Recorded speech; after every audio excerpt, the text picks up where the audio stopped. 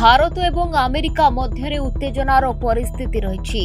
राष्ट्रपति Donald Trump रूसियारू भारतर तेल क्रय उपरे टारिफ वृद्धि करने को धमक देते।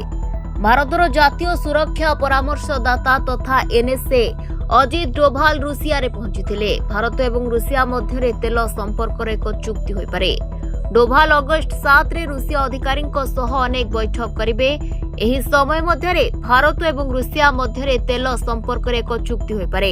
यह सहित डोभाल भारतर तैल क्रय संपर्क में रूसिया राष्ट्रपति व्लादिमीर पुतिन सम्मुखें भारतर रणनीति स्पष्ट करेंगे। तेबे आउ एक गुरुत्वपूर्ण कथा हेउछि कि वैदेशिक मंत्री एस जयशंकर मध्य आसंता सप्ताह रूसिया गस्त करिपारंती।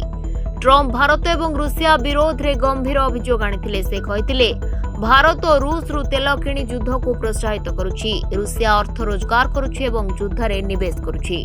ट्रंप धमक देथिले जे जदि भारत रूसिया रु तेल किणिबा बंद न करे तेबे यहाँ उपरे भारी टारिफ लगाजिबो। वर्तमान ट्रंप भारत उपरे 25% टारिफ लागू करिसेंती। अमेरिका एवं भारत मध्य एक वाणिज्य चुक्ति मध्य स्वाक्षरित हेबाकु जाउछि। जदिओ यह एपर्यंत चूड़ांत होई नाही। तेबे चाइना परे भारत हेउछि विश्वर सबुठारु बड़ तेल क्रेता।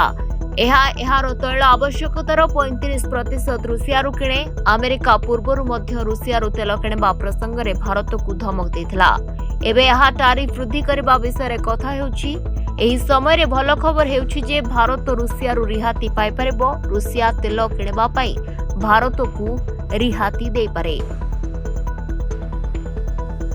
Bureau report, Dinalipi live.